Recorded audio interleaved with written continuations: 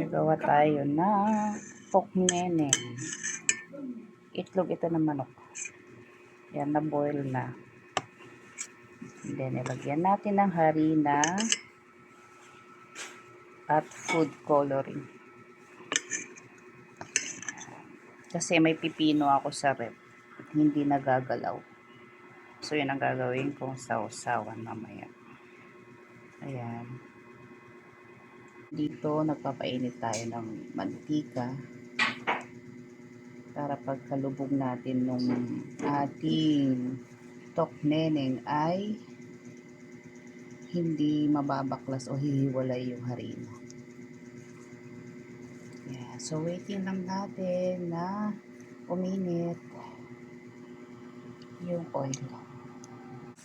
Yan, naglagay na po ako. Tama na muna yung apat.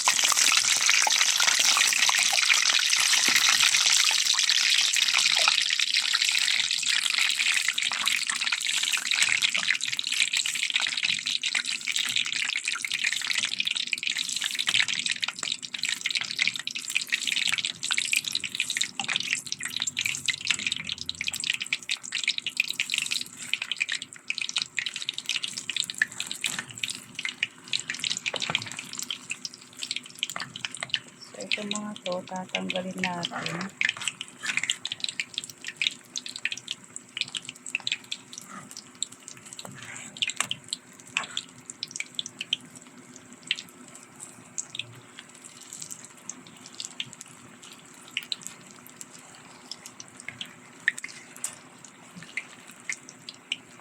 So, pwede rin ako maglagay ulit ng harina dyan. Ating mixture para kumapal. Kasi gusto ko yung maraming harina. Ayan, nag-add po ako ng harina dito sa ibabaw. And then, binubuhusan ko lang siya ng oil. Ayan, then babalik ka rin ko ulit. Okay, ayan. So, okay na yan. So, aantayin ko lang na medyo mag-crispy yung outer layer bago ko siya alisin sa ating kawali. Yan. Tagal lang po kasimple magluto ng tokneneng. So, ito malutong na. Tatanggalin ko na siya.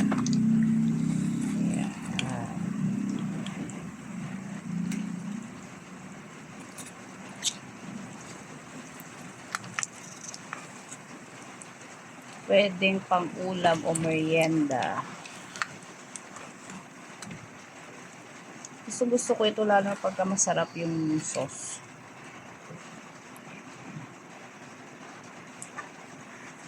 Kaysa bumili tayo sa labas, ayan, medyo makakatipid tayo pag tayo na gumawa. So, yan, ito rin, same dun sa process na ginawa ko kanina.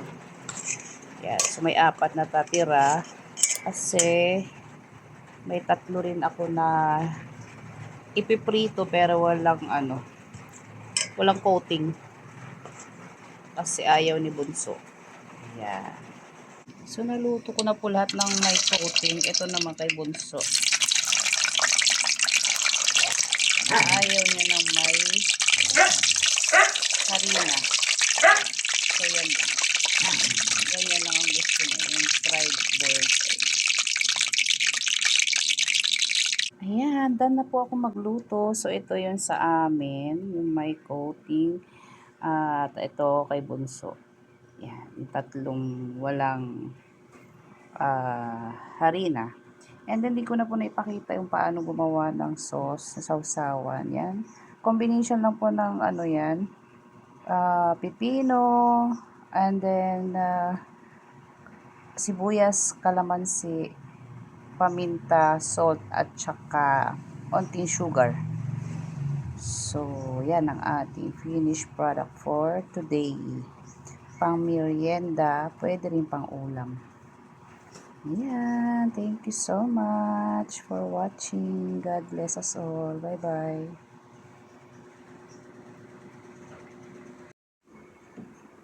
So, yan.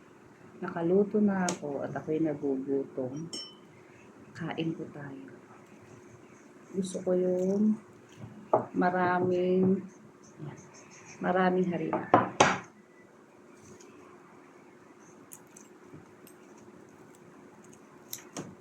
Tapos ibababad natin sa suka na may pipino at sibuyas. Kain po.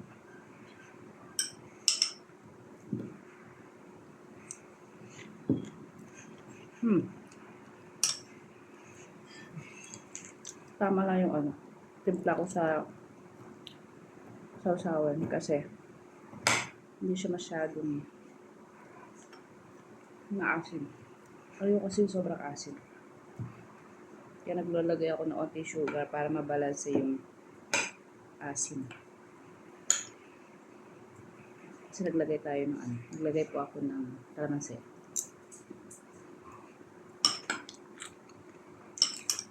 Tapos sili.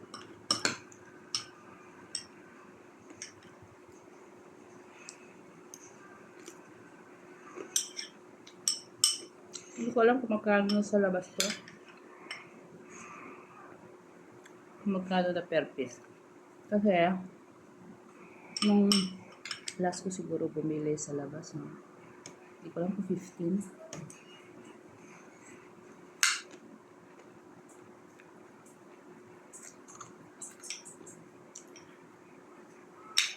Kaya nakasalamin na po ako mga kaibigan. Hindi ko na kayang magbahal ng chat. Lumabo na yung mata ko.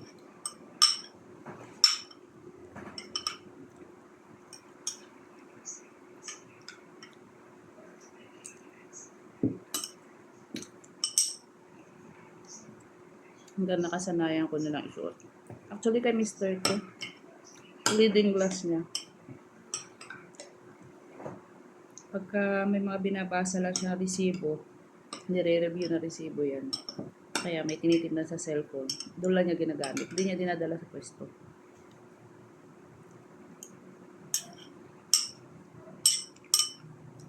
Kaya halos ako nang gumamit.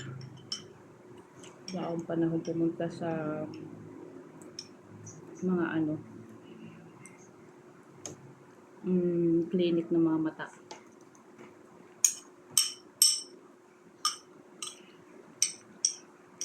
Sarap.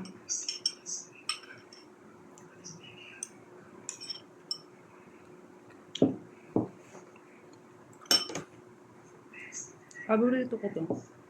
Lalo na kung maraming pipino. Tsaka sibuyas. Tapos maanghang.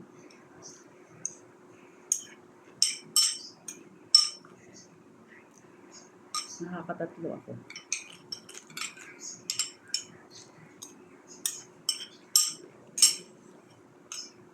Pwede naman wag nilagyan ng food coloring.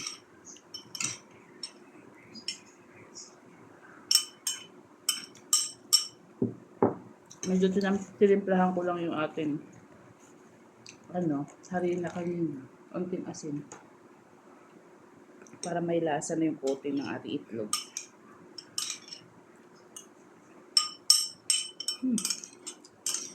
Sarap.